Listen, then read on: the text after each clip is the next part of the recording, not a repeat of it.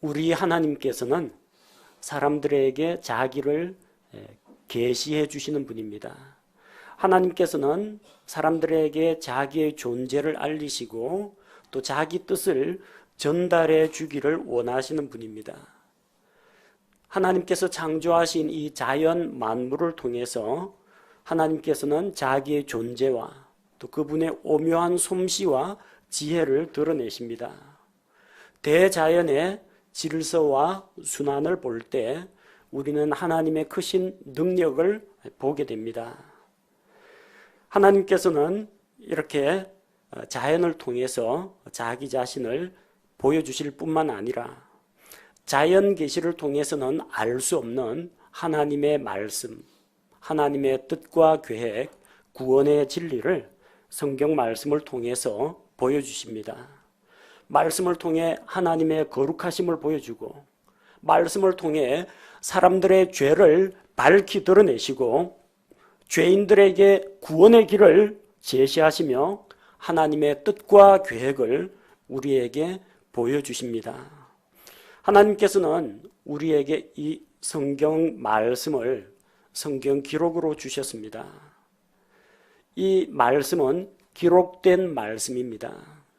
사람의 목소리는 공기 중에 음파로 진동을 하다가 얼마 뒤에는 사라져 버립니다. 그건 저장이 되지가 않습니다. 그리고 그 말을 들었는데 말하는 사람의 발음에 따라서 듣는 사람의 이 주의력에 따라서 잘못 말하거나 잘못 발음하거나 잘못 들을 수도 있습니다.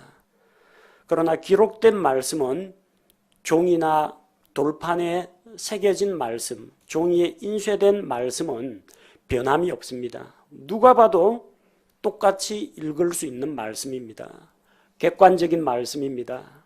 시간이 지나도 공기 중으로 말씀이 사라지지가 않고 계속해서 보존되는 말씀입니다. 우리에게 이 성경 기록을 주신 것은 우리가 살아있는 동안 또 우리와 우리의 자손들이 계속해서 하나님의 말씀을 읽고 배워나가라고 주신 것입니다. 그래서 주께서 주신 말씀을 우리는 읽고 또한 듣고 공부하고 암송하고 묵상해야 합니다. 그렇게 말씀을 가까이 하고 말씀을 읽고 배울 때 믿지 않는 자들은 복음의 말씀을 통해 믿고 구원을 얻게 됩니다. 또한 믿고 구원을 받은 사람들은 생명의 양식을 통해 영적으로 성장하고 그의 말과 행실과 인격과 삶이 변화를 받게 됩니다. 오늘 우리가 신명기 17장 말씀을 읽었습니다. 이 말씀은 장차 이스라엘에서 왕을 세우게 되거든 왕은 어떻게 행해야 하는지 왕의 규례에 대해서 보여주시는 말씀입니다. 또한 이 말씀은 오늘을 살아가는 우리에게 성경 말씀이 왜 얼마나 중요한지 우리에게 보여주는 말씀이기도 합니다. 그래서 오늘 이 말씀을 통해 성경 읽기에 대한 동기력을 받고 하나님의 말씀을 더욱더 가까이 하는 계기가 되기를 원합니다. 14절과 15절 이 본문 말씀의 배경을 보면 이것은 이스라엘에서 왕을 세우는 제도에 대한 것이라는 것을 알 수가 있습니다. 14절에 하나님께서는 이스라엘 백성이 장차 가나안 땅을 소유한 다음에 그 땅에 거할 때에 나도 내 주변 모든 민족들 같이 나를 다스릴 왕을 세우리라 이렇게 마음을 먹게 될 것을 미리 알고 계셨습니다. 하나님께서는 이스라엘 민족이 가나안 땅에 살다가 왕을 요구할 것을 알고 계셨던 것입니다. 사무엘상 8장에 보면은 대언자 사무엘의 아들들이 이스라엘의 재판관이 되었습니다. 그런데 그들은 자기 아버지를 본받지 않고 백성들로부터 뇌물을 받고 부패하고 타락해서 재판을 가진 자에게 유리하도록 왜곡했습니다. 이스라엘 백성은 사무엘은 신뢰하지만 사무엘의 아들들은 못 믿겠다. 그래서 자기들에게도 왕을 세워달라고 요구했습니다. 사사시대를 거치면서 이스라엘 백성을 다스리는 사사들, 재판관들이 있었습니다. 하지만 재판관들은 대개는 한 지파의 지도자였습니다. 혹은 이웃 지파까지 같이 다스린 그런 일도 있습니다. 그러다 보니까 외적이 침입을 해오면은 그 지파가 알아서 해야 됩니다. 저쪽에서 므낫세 지파가 공격을 받고 있다. 그 지파에서 알아서 해야 됩니다. 전 이스라엘이 모여가지고 군대를 이끌고 나가질 못했습니다. 하나의 통일된 왕국이 아니라 사사들이 각 지역을 나누어 다스렸기 때문입니다. 사사들 가운데에서는 자기 일상생활에 바빠가지고 이스라엘 백성을 제대로 돌보지 못한 사람도 있습니다. 아들, 딸, 손자 30명, 70명을 낳고 부인이 많았다는 이야기입니다. 걔들 시집 장가 보내느라고 일생을 허비한 사람도 있습니다.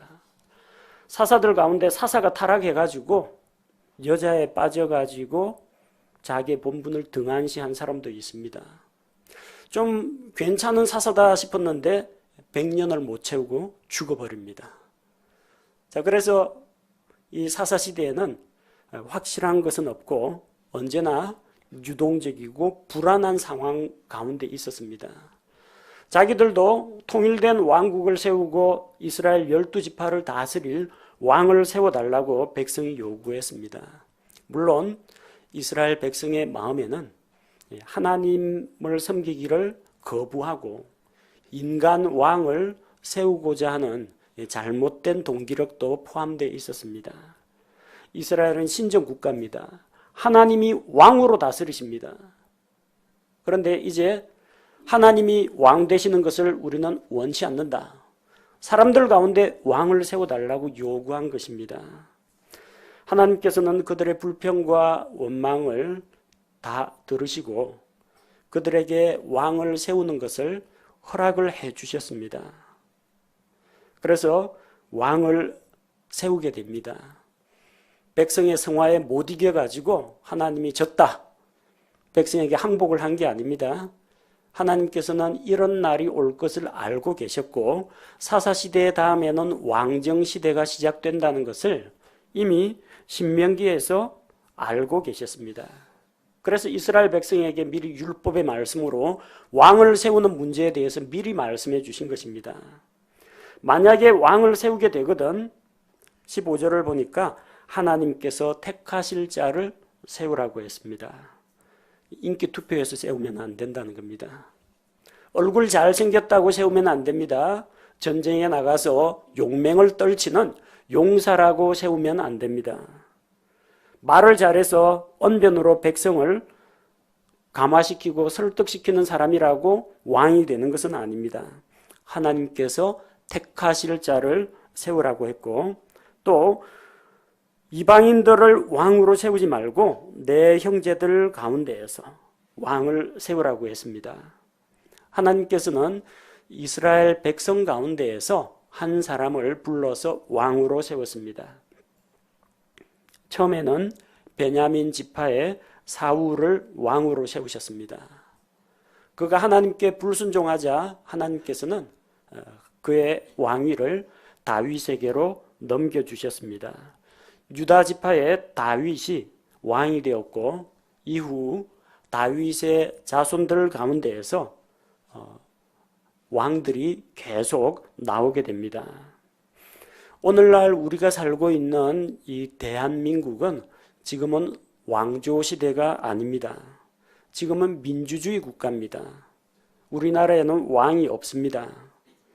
그런데 구약 성경의 이 말씀을 오늘을 살아가는 우리에게 적용할 수는 있습니다. 누가 왕입니까? 누가 왕입니까? 하나님께서 왕이십니다. 예수 그리스도께서 왕들의 왕이시요 주들의 주가 되십니다. 또한 예수 그리스도를 통해 구원받은 우리 성도들이 왕이라고 성경이 이야기하고 있습니다. 이전에는 우리가 죄 가운데 있을 때에는 사망이 이 죄인들 위에 군림하면서 왕노릇 했습니다. 하지만 우리가 예수 그리스도를 믿고 구원받은 후 우리는 생명 안에서 왕으로 군림합니다. 로마서 5장 17절 말씀을 보면 한 사람의 범죄로 말미암아 사망이 한 사람을 통하여 군림하였을진데, 군림이란 말은 군주로서 임한다는 이야기입니다. 왕노릇 했다는 이야기입니다. 하지만 은혜와 의의 선물을 넘치게 받는 자들은 한 사람 예수 그리스도를 통하여 더욱더 생명 안에서 군림하리라. 과거에는 우리가 죄의 종으로서, 마귀의 종으로서 살았지만 이제는 생명 안에서 군림하는 자가 되었습니다. 또한 주께서 우리를 왕으로 삼아주셨습니다. 예수 그리스도는 왕들의 왕이십니다. 곧 성도들의 왕이십니다. 우리는 그분과 함께 천년왕국에서 다스리게 될 왕들입니다. 요한계시록 1장 6절에서 하나님 곧 자신의 아버지를 위해 우리를 왕과 제사장으로 삼으신 분께 그분께 영광과 통치가 영원 무궁토록 있기를 원하노라. 아멘. 요한계시록 5장 10절 또 우리 하나님을 위해 우리를 왕과 제사장으로 삼으셨으니 우리가 땅에서 통치하리이다 하더라. 누가 왕입니까? 구원받은 성도들이 왕입니다. 따라서 본문에 기록된 왕이 해야 될 일, 하면 안 되는 일들은 우리에게도 적용된다고 볼 수가 있습니다. 먼저 왕이 해서는 안 되는 일들에 대해서 살펴보도록 하겠습니다. 16절과 17절 말씀을 보면 왕이 하지 말아야 할 일 3가지가 기록되어 있습니다. 첫 번째는 말을 많이 늘리지 말라고 했습니다. 이스라엘 민족은 양과 염소를 키웠지 말을 대량으로 사육하진 않았습니다. 말은 어디에 있느냐? 이집트에서 많이 키웁니다. 그래서 말을 많이 늘리려고 백성을 이집트로 돌아가게 하지 말라고 했습니다. 하나님께서 이스라엘을 이집트에서 구속하여 내시면서 너희가 이제 다시는 이집트의 속박하에 들어가지 말라. 다시는 그 땅을 밟지 말라고 하셨습니다. 말을 많이 늘리려면 이집트와 손을 잡아야 됩니다. 하나님은 타락하고 부패한 이집트를 가까이 하는 것을 싫어하셨습니다. 말하자면 우리가 이전에 예수 그리스도께 속한 자가 되기 이전에 세상과 이전에 타락한 세상과 연합하던 우리를 세상에서 끌어내셨는데 우리가 다시 세상으로 돌아가는 것을 허락지 않으신다는 이야기입니다. 왕이 말을 많이 가지고 있으면 뭘 합니까? 전쟁을 일으킵니다. 영토를 확장합니다. 그렇게 해서 자기의 명성을 대내외적으로 알립니다. 그 자기 왕의 명예를 추구하게 됩니다. 사람이 빠지기 쉬운 유혹, 세상이 던져주는 유혹 가운데 인생의 자랑을 경계하고 있는 것입니다. 두 번째는 아내를 많이 두지 말라고 했습니다. 성경의 원리는 일부 일처 제도입니다. 한 남자와 한 여자의 결합입니다. 이방인들의 왕들은 아내들을 많이 거느렸습니다. 정략 결혼도 있고 자기가 직접 마음에 드는 사람과 결혼한 사례도 있겠지만 여자들을 많이 거느렸습니다. 그래서 왕비가 있고요, 첩이 있고 후궁이 있고 이런 수많은 여자들을 거느렸습니다. 왕의 권력을 탐내서 왕을 가까이 하고자 하는 그런 여자들, 왕의 후궁이 되어서 신분의 상승을 원하는 그런 여자들이 많이 있었습니다. 그런데 왕이 여자에 푹 빠져 있으면은 해야 할 일을 제대로 하지 못하고 분별력을 잃어버리고 아내에게 휘둘리게 됩니다. 하나님께서는 왕이 된 자가 육신의 정욕에 빠져서 허덕이는 것을 원치 않으셨습니다. 그래서 인생의 자랑뿐만 아니라 육신의 정욕을 멀리하라고 경계하신 것입니다. 세 번째는 자기를 위해 은금을 많이 늘리지 말라고 했습니다. 왕이 은금이 어디서 나오겠습니까? 왕이 설마 농사 짓고 장사해서 돈 벌어들이겠습니까? 왕이 은금을 많이 늘린다는 것은 백성들에게서 세금을 많이 거둬들인다는 이야기입니다. 곧 왕이 부자가 될수록 백성이 고통 가운데 있게 됩니다. 은과 금을 가지면은 사치와 향락과 방탕에 빠지기가 쉽습니다. 자기를 위해 땅에 재물을 쌓아놓고 하나님께서 약속하신 영원한 세계를 바라보지 못하게 됩니다. 세상이 주는 일시적인 기쁨과 쾌락과 번영만을 추구하지 영원한 하늘의 보상과 주님의 칭찬을 기대하지 않게 됩니다. 땅에 있는 것, 자기가 사들인 것, 모아놓은 것, 자기 눈을 즐겁게 하는 세상에 속한 것들, 안목의 정욕을 피하라고 경계하신 것입니다. 그래서 왕은 이 세 가지를 조심해야 됩니다. 말을 많이 늘리지 말아야 하고, 아내를 많이 두지 말고, 은금을 많이 늘리지 말아야 합니다. 그런데 이 세 가지 명령을 모두 다 어긴 왕이 있습니다. 누군지 아십니까? 솔로몬입니다.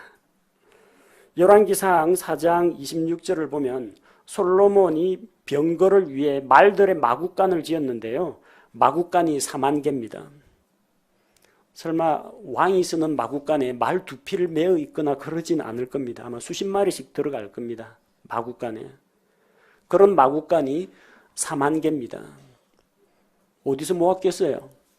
이집트에서 사왔습니다.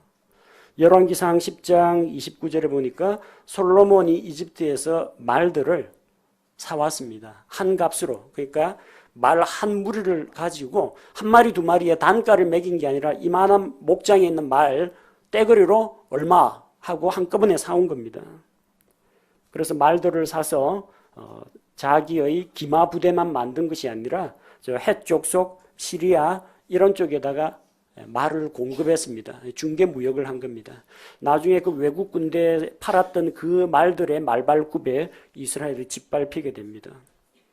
자기가 추구했던 그 말, 그리고 국방력, 이걸 자랑을 했지만 결국 이스라엘 민족은 이방 민족의 지배를 받게 됩니다. 두 번째, 아내를 많이 두지 말라고 했는데 열왕기상 11장 3절을 보니까 왕비가 700명이요 첩이 300명이라고 했습니다. 1000명. 하루에 한 명씩 찾아가려면 한 3년 정도 걸릴 것 같습니다.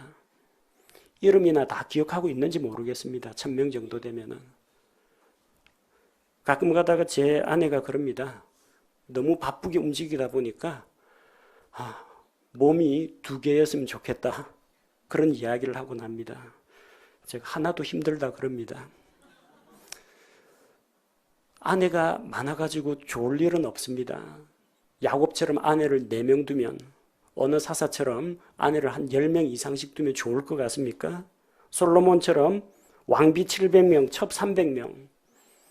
어떻게 다 먹여 살립니까? 백성 세금으로 먹여 살려야 됩니다. 집도 다 한 채씩 지어줘야 될 거 아닙니까?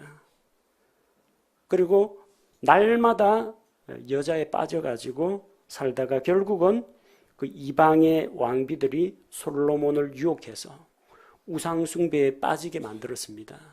그의 아내들이 그의 마음을 하나님에게서 돌이켰다고 했습니다. 세 번째는 은과 금을 쌓아두었습니다. 열왕기상 10장 27절 솔로몬이 예루살렘에서 은을 돌같이 많게 하였더라. 자기를 위해서 이렇게 재물을 많이 쌓아두었습니다. 이스라엘 모든 백성이 집에 은덩어리 금덩어리를 가지고 있었던 게 아닙니다. 예루살렘에서 은을 돌같이 많게 했습니다. 예루살렘에 왕궁이 있거든요. 왕궁으로 재산을 끌어모은 겁니다. 이렇게 돼서는 곤란합니다.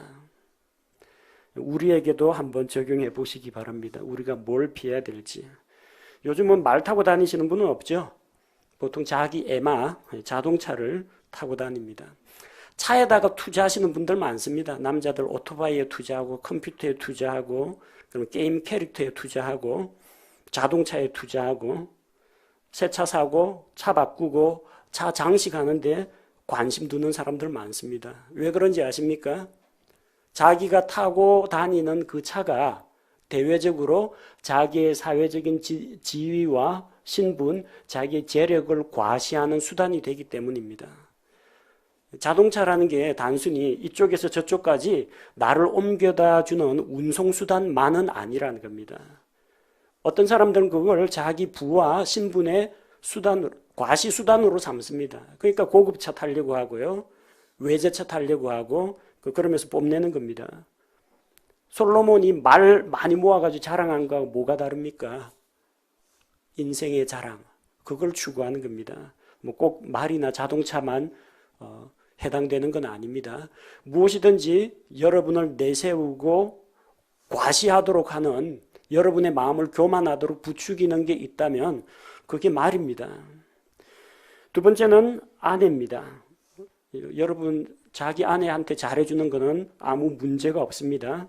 여자들을 많이 두는 거, 육체의 정욕을 추구하는 것을 버리라는 겁니다. 잠언 31장 3절에 르무엘 왕의 어머니가 자기 아들에게 이야기합니다. 내 기력을 여자들에게 주지 말며 내 길들을 왕들을 멸망시키는 것에 주지 말라고 했습니다. 비단 여자뿐만 아닙니다. 자매들 가운데 혹시 뭐 남자에 대해서는 관심이 많은 사람이 있다. 그러면 그 남자도 문제가 될 수 있습니다. 그뿐만 아니라 무엇이든지 자기의 육체적인 욕심을 만족시키는데 관심을 쏟게 만드는 그런 게 있다면 주의해야 한다는 겁니다. 세 번째는 은금입니다. 이 세상에서 재물을 쌓아두는 것, 여기에 과도하게 집착하지 말아야 합니다. 우리가 살아가는데 재물은 필요합니다. 또 가족들 먹여 살리고 편리한 생활을 위해서 돈을 벌어야 합니다. 그러나 재물을 모으는 그 자체에 깊이 빠져가지고 정작 중요한 하나님과의 관계, 천국에서의 상급, 이것을 소홀히 한다면 참으로 안타까운 일이라는 겁니다. 일 잘해서 회사에서 인정받겠다. 일 중독이 되어가지고 일에 너무 빠지는 거. 그것도 문제입니다.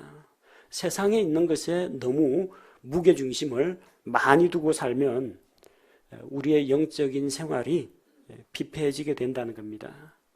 하지 말라는 것 세 가지가 나왔습니다. 왕으로서 하지 말아야 될 것, 말을 많이 모으지 말라, 아내를 많이 두지 말라, 은금을 많이 쌓아두지 말라고 했고, 오늘을 살아가는 우리에게 주시는 말씀은 육신의 정욕과 안목의 정욕과 인생의 자랑을 주의하라는 경고의 말씀입니다. 그럼 왕은 어떤 일을 해야 할 것인가? 18절에서 19절에 하지 말라가 아니라 이번엔 하라는 말씀이 기록되어 있습니다. 무엇을 해야 하느냐? 18절에 그가 자기 왕국의 왕좌에 앉거든. 왕위에 오르면 제일 먼저 뭘 해야 됩니까? 취임식을 해야 됩니까? 국토 순례 한 바퀴 쫙 돌면서 지방 순시를 해야 됩니까? 장관들한테 업무 보고를 먼저 받아야 됩니까? 왕이 왕좌에 앉게 되거든 제일 먼저 할 일이 있습니다. 자기를 위해 레위 사람 제사장들 앞에 있는 율법을 책으로 한 권 필사하여, 왕 되면은 율법책 한 권을 필사해서 갖고 있어야 됩니다. 여러분은 쉽습니다. 여러분한테 필사하라는 이야기는 하지 않겠습니다.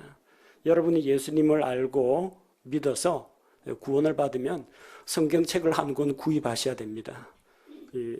이거 다 필사하려면요 시간 엄청 걸립니다. 잘못하다가 오탈자도 나옵니다. 그러지 마시고 성경책 한 권 구입하셔야 됩니다. 성경책 다 갖고 나오셨죠? 자기 성경책 갖고 나오셨죠? 여기 뭐라고 했어요? 자기를 위해 율법을 책으로 한 권 필사하여, 자기를 위한 성경책이 있어야 된다는 거예요. 자기 거 있어야 됩니다.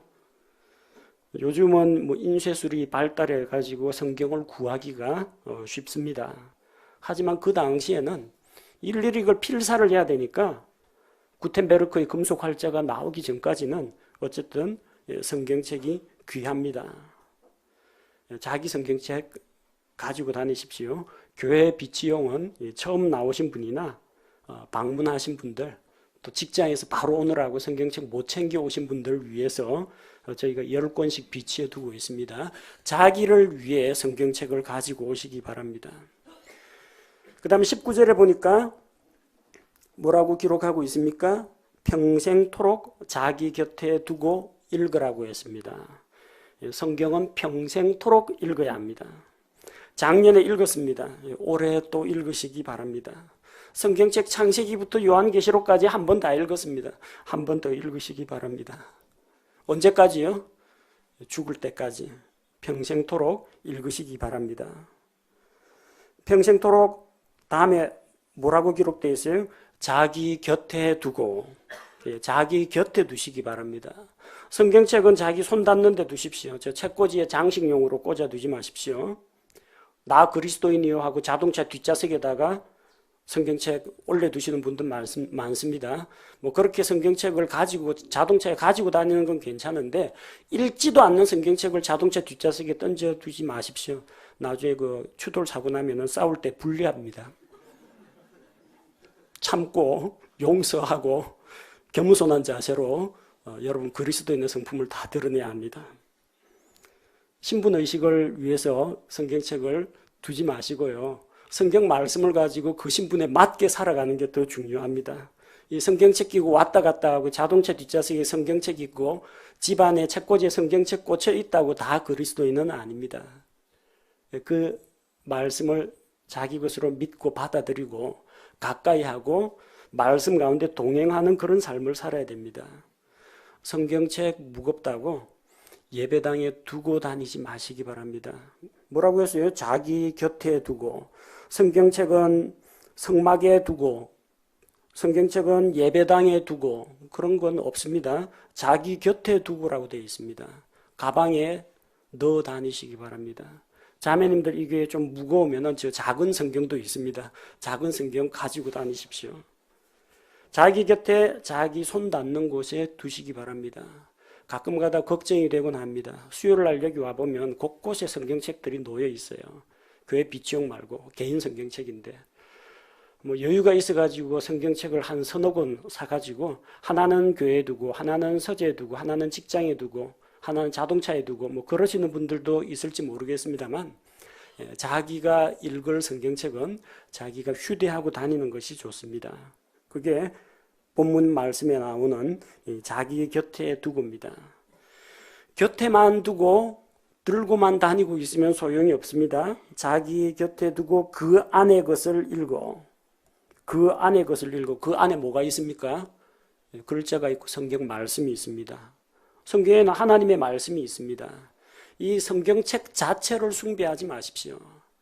어떤 분은 밤에 무서운 꿈 꾼다고 머리맡에 성경책 두고 주무시는 분도 있습니다. 공포 영화 보고 나서 드라큘라가 올지 모른다고 집 창문에다가 마늘 갖다 놓고 저기 성경책 올려놓고 마귀가 성경책은 안 무서워합니다. 이건 그냥 책자입니다. 흰 종이에 까만 글씨 인쇄되어 있는 이 책자입니다. 책을 숭배하지 마시고 성경 말씀을 존중하시기 바랍니다. 제가 아는 어떤 선교사님 화장실에 보니까 여기 못으로 성경책 구멍 뚫어가지고 달아놨어요. 이게 뭡니까? 화장실에 앉아가 읽으라는 겁니까? 그러니까 화장실에 앉아서 읽어도 좋고 만약 그 말씀 다 읽고 그 말씀대로 살고 있으면 그거 찢어가지고 닦아서 변기용 휴지로 사용해도 괜찮다고 합니다. 중요한 것은 이 책 자체가 아닙니다. 이 성경책 자체가 중요한 게 아니라 이 안에 수록되어 있는 말씀이 중요한 겁니다. 공원 벤치에 앉을 때 손수건이 없어가지고 성경책 깔고 앉았다고 신성모독이다. 그렇게 생각하실 필요 없습니다. 이건 그냥 책입니다. 우리는 성경책을 숭배하는 게 아니라 이것이 하나님의 말씀이기 때문에 하나님의 말씀을 존중하는 겁니다. 그리고 이 성경은 보관하고 들고 다니라고 있는 게 아니라 읽어야 합니다. 그림책은 우리가 본다고 이야기합니다. 글자보다 그림이 많기 때문입니다. 만화책도 만화 본다고 합니다. 만화 읽는다라는 이야기는 아직 못 들어봤습니다. 여러분 이 스마트폰으로 만화 보시는 분들 있죠? 웹툰 본다고 합니다. 웹툰 읽는다라고 이야기하진 않습니다. 근데 성경책은 보는 것이 아니라 읽는 것입니다. 보다하고 읽다는 다릅니다. 보다는 눈을 가지고 이렇게 주목해서 응시하는 것을 보다라고 합니다. 읽다라는 것은 소리를 내어서 발음을 해서 읽는 것을 읽기라고 합니다. 옛날에 우리는 책을 참 많이 읽었습니다. 바른 발음과 또 집중해서 공부하기 위해서는 소리 내어 읽는 훈련을 했습니다. 오죽하면 숙제가 영어 교과서 10번 읽고 2번 쓰기 이런 좀 무식한 숙제를 내곤 했는데 영어 교과서 눈으로 봐가지고 소용없습니다. 발성을 해서 자기 발음을 자기가 들어봐야 됩니다. 그게 읽기입니다. 국민학교 옛날에 1학년 들어가면은 책을 읽었습니다. 바두가 이리와 나하고 놀자. 나, 너, 우리나라, 대한민국 이것도 읽었습니다. 추석이 가까워졌습니다. 이것도 다 읽었습니다. 수업 시간에 선생님이 지목해서 자리에서 일어나가지고 책을 소리 내어서 읽도록 했습니다. 발성을 해서 소리를 내고 그 소리를 자기 귀에 다시 들려주는 것, 이게 읽기입니다. 눈으로 보는 것하고는 다릅니다. 이렇게 소리 내어서 읽으면 어떤 좋은 점이 있느냐면 그 말씀을 정확하게 또박또박 자기가 발음을 하고 그것을 자기가 자기 귀에 다시 들려주는 효과가 있습니다. 소리 내어서 읽으면서 꾸벅꾸벅 조는 사람은 없습니다. 책 보다가 조는 사람은 있어도 소리 내어서 읽으면서 발음이 꼬이면서 자는 사람은 없습니다. 맑은 정신으로 말씀에 집중하려면 소리 내어서 읽어야 합니다. 아마 요즘은 주변에 있는 사람들 눈치 때문에 직장에서나 다른 식구들 깰까 봐나 소리 내어서 읽는 분들이 좀 적습니다. 그러나 옛날에 신앙생활을 하셨던 우리 할아버지 할머니 세대는 다 성경책을 소리 내어서 낭독을 했습니다. 우리 신앙생활 가운데 소리 내어 성경 읽는 건 몇 번이나 있습니까? 예배 시작 전에 여기 우리 오늘의 말씀 같이 읽으면 한 구절 읽죠.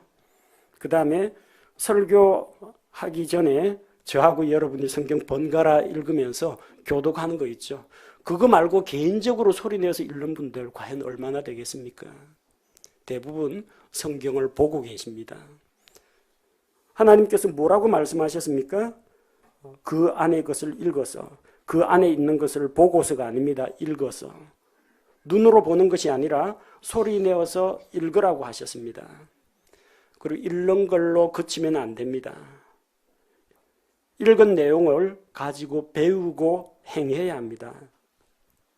19절에 주 자기 하나님 두려워하기를 배우며 이 율법의 모든 말과 이 법규를 지키고 행할 것이니라.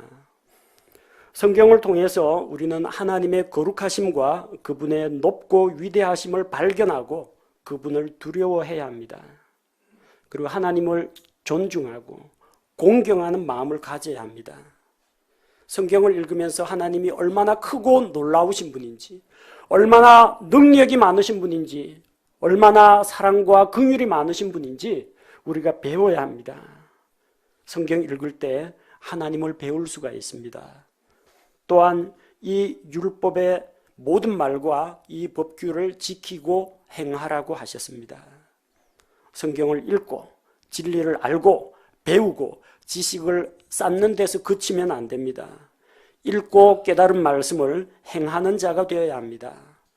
야고보서 1장 22절 말씀을 보면 오직 너희는 말씀을 행하는 자가 되고 듣기만 하여 너희 자신을 속이는 자가 되지 말라고 했습니다. 성경 말씀은 잘 듣습니다. 성경도 읽습니다. 성경 공부도 합니다. 실천은 안 합니다. 그게 문제입니다. 성경 말씀을 읽고 지켜 행할 때 우리에게 복이 있습니다. 어떤 유익이 있습니까? 20절 말씀에 그의 마음이 자기 형제들 위로 올라가지 아니하고, 성경을 꾸준히 읽고 배우고 그 가운데 기록된 것을 지키는 자들은 교만해질래야 교만해질 수가 없습니다. 왜냐하면 성경을 보면은 하나님의 높고 거룩한 그 하나님을 만나게 됩니다. 그 앞에서 감히 교만한 마음을 품을 수가 없습니다. 성경 말씀을 읽으면 자신의 추악한 모습과 부족한 모습이 역력하게 드러납니다. 내가 하나님 앞에서는 그저 보잘것없는 죄인에 불과하구나. 자기의 연약한 모습을 발견하기 때문에 마음이 교만해지지 않게 된다는 겁니다. 두 번째, 그가 명령에서 떠나 오른쪽으로나 왼쪽으로나 치우치지 않게 된다고 했습니다.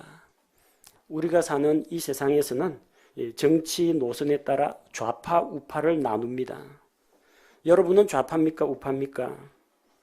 신앙생활 하다 보면은 가끔 가다 저한테 목사님은 어느 정당 지지합니까? 어느 후보 지지합니까? 물어보는 분들이 있습니다. 제가 대답을 안 합니다. 왜냐하면 우리는 예수 그리스도의 피로 말미암아 구속받은 자들이지 요 안에 뭐 A당이라든지 B당이라든지 그런 정당은 없습니다. 이 정당 사람들끼리 모여가지고 정치 토론하고 정치 대결하는 그런 자리가 아닙니다. 교회 안에 다 제각각 자기가 지지하는 정당, 지지하는 후보, 좋아하는 정치인 있을 수 있습니다. 그 개인의 선택의 자유입니다. 목사가 여러분에게 강요하지 않습니다.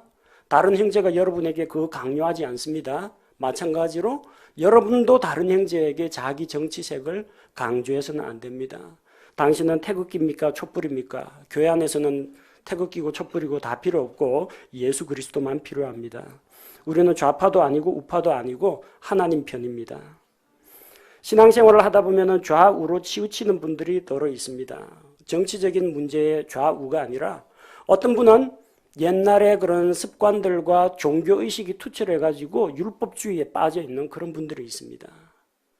반면 어떤 분들은 율법에서 해방되었다 해가지고 마음대로 살겠다, 도덕 폐기론자가 되는 분이 있습니다. 둘 다 잘못된 것입니다. 율법주의에 빠져가지고 모든 이것을 지키면 하나님께 복을 받고 이걸 어기면 하나님께 저주를 받고 모든 걸 이런 식으로 하나님한테 안 맞으려고 벌 안 받으려고 간신히 죄 안 지으려고 아둥바둥 살아가는 그런 사람이 되어서는 안 됩니다. 또 예수 그리스도의 피로 모든 죄를 용서받았다고 이제부터는 내 마음대로 살겠다. 죄 지어도 지옥 안 간다. 죄에 대한 면책특권을 받은 사람처럼 살아서도 안 됩니다. 우리는 율법에서는 벗어났지만 율법에서 해방되어 보다 더 큰 하나님의 은혜와 사랑의 법 아래 있기 때문입니다. 우리가 성경 말씀을 가까이 할 때 좌우로 치우치지 않고 바른 길을 걷게 됩니다. 이사야 30장 21절 말씀을 보면 너희가 오른쪽으로 돌이키든 왼쪽으로 돌이키든 내 뒤에서 나는 말을 내 귀가 들을 터인즉 이르기를 이것이 길이니 너희는 그 길로 걸어라 하리로다. 여러분이 만약 왼쪽이나 오른쪽으로 좀 편향되어서 치우친다. 하지만 성경 말씀을 읽고 있으면 그 성경 말씀이 우리에게 알려줍니다. 이것이 정도다. 이것이 바른 길이다. 너희는 그 길로 가라. 하나님께서 말씀으로 우리를 바로 잡아주신다는 이야기입니다. 세 번째 어떤 유익이 있느냐? 그와 그의 자손들이 자기 왕국에서 자기 날들을 길게 하리라. 구약시대 이스라엘 왕조의 역사를 살펴보면 하나님의 말씀을 가까이 하고 순종하는 자들은 장수의 복을 누렸습니다. 왕위에 재위하는 날이 길었습니다. 반면 하나님의 말씀을 소홀히 하거나 말씀에 불순종하는 왕들은 심한 질병을 앓거나 아니면 정치 반란이 일어나서 일찍 죽거나 왕위에서 쫓겨났던 것을 볼 수 있습니다. 그와 그의 자손들이 자기 왕국에서 자기 날들을 길게 한다고 했습니다. 이것은 이스라엘 민족에게 주신 약속입니다. 그들이 땅에서 누릴 복을 말합니다. 신약교회는 적용되지 않습니다. 하나님께서는 예수 믿으면 사업이 잘 되고 만사 형통하고 대학 시험 합격하고 좋은 직장 얻고 그런 건 약속하시지 않았습니다. 우리는 오히려 예수님을 믿고 말씀 따라가다가 핍박받고 순교할 것이 성경에 약속되어 있습니다. 그 대신 우리에게는 저 영원한 하늘에서의 상급과 복이 약속되어 있습니다. 우리와 우리 자손에게 우리가 무엇을 얻고 무엇을 물려줘야 하겠습니까? 하나님께 대한 신앙입니다. 믿음의 유산을 물려줘야 합니다. 아버지 어머니가 열심히 성경 말씀을 읽고 말씀으로부터 배우고 말씀을 지켜 행하는데 그 밑에서 자라나는 자녀들이 그 믿음의 본을 보고 따라가게 된다는 것입니다. 그래서 이런 유익이 성경을 읽고 배우고 말씀에 순종하는 자에게 있다는 것을 기억하시기 바랍니다. 이 자리에 있는 우리 모든 성도는 만왕의 왕이신 하나님의 자녀요, 그리스도와 함께 다스릴 통치자들입니다. 우리는 왕으로서 왕의 신분에 맞게 왕의 예법을 지켜야 합니다. 육신의 정욕과 안목의 정욕과 인생의 자랑은 멀리하고 하나님의 말씀인 성경을 읽고 배우고 말씀에 순종할 때 우리에게 복과 은혜가 임할 줄로 믿습니다. 저는 중학교 3학년 때 국제기도원협회에서 주는 요만한 하늘색 성경책자 신약전서 그 성경을 읽다가 성경책 표지 안에 있는 복음의 핵심 구절들을 읽고 요한복음과 로마서를 찾아보다가 하나님의 말씀을 통해서 구원을 받았습니다. 그 성경책은 또 오른쪽 그 뒤쪽 표지를 열어보면 어려울 때 도움되는 성구 찾기, 그게 또 있습니다. 그래서 당신이 연약하고 힘들 때, 친구가 떠났을 때, 핍박을 받을 때, 외롭다고 생각이 될 때, 장래가 불안할 때 약속의 말씀들이 쭉 수록되어 있었습니다. 바로 그 말씀을 찾아보고 힘들고 어려울 때마다, 제가 믿지 않는 가정에서 신앙생활을 하다가 힘들고 어려울 때마다 성경에 기록된 약속의 말씀을 읽으면서 큰 위로와 도움을 받았습니다. 그런 성경 말씀에 대한 그런 사모하는 열심, 말씀을 사모할 때 여러분에게 신앙생활에 큰 유익이 찾아오게 됩니다. 이 자리에도 지금 앉아 계신 우리 우원우 형제님, 예수님을 알게 된 지는 그렇게 오래되지 않았는데 엄청난 열심으로 성경을 읽고 계십니다. 한번 지난번에 여쭤봤는데 한 달, 두 달 정도면 성경을 일독을 하신다고 하더라고요. 대단한 열심입니다. 주일 예배 꼬박꼬박 나오시고 수요 성경 강의까지 꾸준히 오셔서 말씀을 듣고 정말 놀라운 변화를 경험하고 있습니다. 참 감사한 일입니다. 그 목사가 이 설교 말빨이 좋아서 그렇겠습니까? 교회 시스템이 좋아서 그렇겠습니까? 사람을 변화시키는 것은 이 목사의 말이 아니라 성경 말씀입니다. 목사는 그걸 전달해주고 이해하기 쉽도록 풀어주는 사람 이외에는 능력이 없습니다. 말씀이 여러분의 삶을 변화시킵니다. 영적으로 성장하기를 원하십니까? 삶이 변화되기를 원하십니까? 여러분의 자녀와 여러분의 남편과 아내가 변화받기를 원하십니까? 말씀을 가까이 하고 말씀을 읽으시기 바랍니다. 언제 성경을 읽으면 좋겠습니까? 대부분 연초에 성경 읽기 계획을 세웁니다. 그리고 실행하다가 중간에 그만둡니다. 작심삼일이라는 말이 있는데 작심삼일이라도 사흘마다 계획을 계속 세워나가시면 1년 동안 유지가 됩니다. 근데 대부분 실패했다 싶으면 손을 놔버리는 게 문제입니다. 연초가 아니라도 언제든지 성경 읽기를 하셔도 됩니다. 여러분 지금 11월 거의 중순 지났습니다. 2018년 1월이 되면 성경 통독 계획을 세워야지 하지 마시고 지금 계획을 세우시기 바랍니다. 언제든지 성경 읽기는 시작할 수가 있습니다. 읽는 시간은 각자 편하신 대로 하십시오. 새벽에 읽고자 하시는 분은 새벽에, 점심시간 혹은 잠자리에 들기 전 여러분이 원하는 시간인데 읽으시면 됩니다. 이 책이 너무 두꺼워가지고 어디부터 읽어야 될지 모르겠다는 분들도 계십니다. 반드시 이 책 순서대로 읽지 않아도 괜찮습니다. 처음 하시는 분들은 좀 쉬운 것부터 읽으시기 바랍니다. 대부분 재밌는 이야기다 해가 창세기 읽습니다. 재밌다 기대를 하고 출애굽기 읽습니다. 재밌게 지나가다가 중간에 성막 만드는 이야기부터 나오기 시작하면은 그게 그거 같고 이게 저거 같고 막 헷갈리기 시작합니다. 그러다가 레위기에서 대위기를 맞이합니다. 각종 제사 의식이 나오는데 양이 됐다가 염소가 됐다가 뭘 잘라서 뭐 불태워야 됐다고 뭐 어떻게 드려야 되는지 막 헷갈리기 시작합니다. 그래 조금 지나면 좀 괜찮아집니다. 민수기는 그럭저럭 읽을만 하거든요.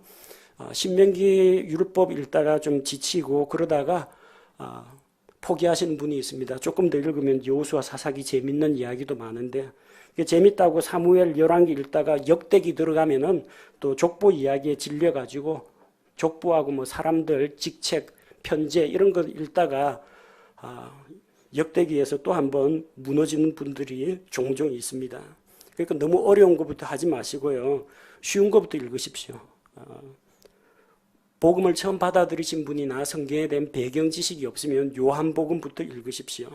그 다음에 사도행전, 로마서 정도가 적당합니다. 구약을 읽으려면 창세기, 출애굽기를 먼저 보시고 레위기, 민수기, 신명기는 좀 나중에 읽으셔도 됩니다. 스토리 중심으로 이야기가 빨리빨리 진행되는 여호수아, 사사기, 룻기, 사무엘기, 열왕기 같은 역사서 쪽을 읽으시면 부담이 없습니다. 얼마를 읽든지 상관없습니다. 다 하루에 5장을 읽든지 10장을 읽든지 한두 장을 읽든지 상관없습니다. 중요한 거는 꾸준히 읽으시기 바랍니다. 하루에 10장 계획 세웠다가 사흘이 못 가가지고 포기하는 것보다는 하루에 한 장씩 읽겠다 작정하고 1년간 지속하는 것이 더 중요합니다. 우리 교회의 모든 성도들이 성경 말씀을 꾸준히 읽음으로써 하나님을 두려워하는 것을 배우게 되길 원합니다. 하나님 앞에 낮아지고 겸손한 그런 마음을 갖길 원합니다. 그래서 성경 말씀을 삶의 기준으로 삼고 행동하고 말씀에 순종함으로써 하나님께서 우리에게 약속하신 그 복을 누리면서 정말 예수 그리스도 안에서 생명 안에서 왕노릇하는 그런 영적으로 건강한 성도들이 되기를 원합니다.